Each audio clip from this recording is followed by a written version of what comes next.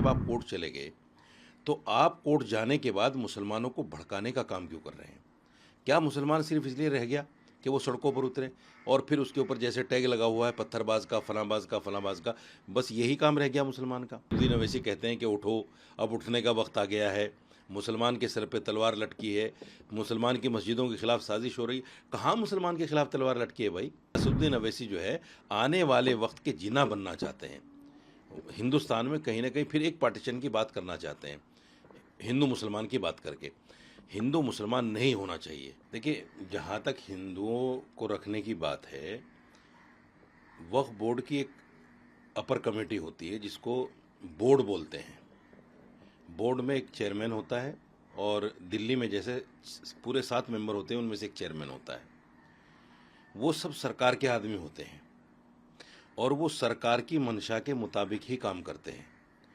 मेरा मानना ये है कि अगर उसमें मुसलमान भी हो, क्योंकि वो रिलीजियस बॉडी नहीं है, वो वक्फ बोर्ड की बॉडी है और वक्फ बोर्ड सरकार का है। रिलीजियस बॉडी उसके नीचे होती हैं, जैसे मस्जिद कमेटी होती है, दरगाह कमेटी होती है, मदरसों की कमेटी होती है, वो रिलीजियस बॉडी होती है। उसमें किसी हिंदू का होना ये तो वाकई शक के दायरे में आता है, सवाल पैदा करता है। लेकिन बोर्ड में किसी हिंदू का होना, मैं समझता हूँ इसमें कोई दिक्कत तो है नहीं। दूसरी बात, क्योंकि ऊपर जितने भी अफसरान हैं, रेवेन्यू से कॉन्टेक्ट है वक्फ बोर्ड का, रेवेन्यू में जितने भी अफसरान हैं छोटे से लेकर बड़े तक, वो सारे के सारे हिंदू हैं। जहाँ से पैसा होकर आता है, जहाँ पैसा वक्फ बोर्ड का हिसाब किताब होता है, सब हिंदू हैं। तो उसमें ये चीज़ें कोई मायने नहीं रखती। जहाँ तक कुछ क्वेश्चन, कुछ सवाल हैं अपोजिशन पार्टियों के या पर्सनल बोर्ड जमीयत उलमा के, ये एक रास्ता है, संवैधानिक रास्ता है कोर्ट का। गए हैं, कल सुनवाई हुई है, आज देखिए 2 बजे उस पर जो है कुछ ना कुछ निकल कर आना है। जो भी आएगा, हम तो पहले से कह रहे हैं कि जो भी कोर्ट कहेगा उस पर उसको मानेंगे। लेकिन ये लोग नहीं मान रहे हैं। ये लोग कोर्ट में चले गए, उसके बाद मुसलमानों को भड़काया और मुर्शिदाबाद हो गया, दंगा हो गया, 3 लोगों की जान चली गई, कई लोगों के खिलाफ FIR हो गई। मेरा कहना यह है, हालांकि मैं सरकार की हिमायत कर रहा हूँ, लेकिन मेरा कहना यह है कि जब आप कोर्ट चले गए तो आप कोर्ट जाने के बाद मुसलमानों को भड़काने का काम क्यों कर रहे हैं? क्या मुसलमान सिर्फ इसलिए रह गया कि वो सड़कों पर उतरे और फिर उसके ऊपर जैसे टैग लगा हुआ है पत्थरबाज का, फलाबाज का, फलाबाज का, बस यही काम रह गया मुसलमान का?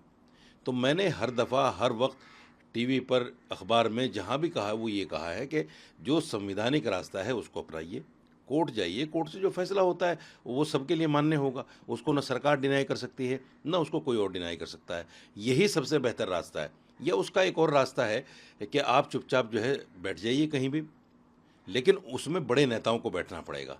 ये लोग क्या कर रहे हैं, AC में बैठकर मुसलमानों को ललकार रहे हैं। जैसे असदुद्दीन अवैसी कहते हैं कि उठो, अब उठने का वक्त आ गया है, मुसलमान के सर पे तलवार लटकी है, मुसलमान की मस्जिदों के खिलाफ साजिश हो रही। कहाँ मुसलमान के खिलाफ तलवार लटकी है भाई? कौन से मुसलमान के सर पे तलवार लटकी है? ये सिर्फ भड़काने वाली बात है। मुसलमान असदुद्दीन अवैसी जो है, माफ़ कीजिएगा, असदुद्दीन अवैसी जो है आने वाले वक्त के जिना बनना चाहते हैं। हिंदुस्तान में कहीं ना कहीं फिर एक पार्टीशन की बात करना चाहते हैं, हिंदू मुसलमान की बात करके। हिंदू मुसलमान नहीं होना चाहिए। मैं साफ तौर से कहता हूँ, किसी भी पार्टी की तरफ से नहीं होना चाहिए। जो कुछ भी हो रहा है ये देश के लिए अच्छा नहीं है। आपने जो बात की जगदम्बिका को जो भड़का रहा है, कहीं ना कहीं दंगे की तरफ जो किया जा रहा है, एक तरह से इंगित किया जा रहा है, ये गलत है। हाँ बिल्कुल, मैं भी वही कह रहा हूँ कि देखिए, जो संवैधानिक रास्ता है उसको अपनाइए। बोर्ड, कोर्ट जो है आपको गैर संवैधानिक रास्ता नहीं बताएगा, कोई ऐसी चीज़ नहीं कहेगा। जैसे हमने भी कल की प्रोसीडिंग को सुना है, देखा है, कोर्ट ने अच्छे सवालात किए हैं, सरकार को भी घेरा है, सारी बातें सामने आई हैं। अब आज के लिए फैसला है, कुछ तुषार मेहता को सुनना भी है थोड़ा बहुत। आज जो फैसला होगा देखा जाएगा। कोर्ट सबको मान्य है, कोर्ट को कोई डिनाई नहीं कर सकता। लेकिन मैं फिर कह रहा हूँ दोबारा कि कोर्ट में जाने के बाद, अगर आप कोर्ट में नहीं गए, आप मुसलमानों को कह रहे हैं कि चलो उठो, प्रोटेस्ट करो, धरना प्रदर्शन करो, तो समझ में आता है। आप कोर्ट भी चले गए, आप साथ साथ मुसलमानों को भड़काने का काम भी कर रहे हैं।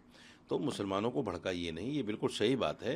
क्योंकि मुस्लिम नौजवान आज भी देखिए 60% देश में कहीं ना कहीं इलिटरेसी है, मुसलमान बच्चे या हिंदू बच्चे जो भी हैं वो पढ़े लिखे नहीं हैं, वो कहीं ना कहीं हिंदू धर्म के नाम पे या मुसलमान धर्म के नाम पे जज्बात में आ जाते हैं और इस तरह की बातें आए दिन हम लोग टीवी पर सोशल मीडिया पर देखते हैं।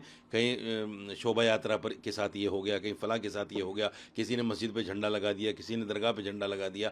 ये सारी चीज़ें जो हैं नेताओं के और जो रिलीजियस ऑर्गेनाइजेशंस हैं इनके लटकाने भटकाने और भड़काने से होता है। तो मेरा मानना ये है कि देश में अमन शांति के लिए, मैं इधर भी कहता हूँ, हालांकि मैं सरकार का समर्थक हूँ, लेकिन मैं ये कहता हूँ कि कुछ लोग जो इधर बयान बहादुर हैं उनको भी थोड़ा सा अपने बयानों पे संयम रखना चाहिए। ऐसी कोई बात ना करें जिससे देश में नफरत फैले, क्योंकि इस देश की जो गति है वो आपस में मिलने से, एक दूसरे के साथ प्यार करने से, एकता और अखंडता से होगी। अगर एकता और अखंडता नहीं होगी, नफरत होगी, तो फिर इस देश की गति रुक जाएगी, जिससे सबको नुकसान होगा।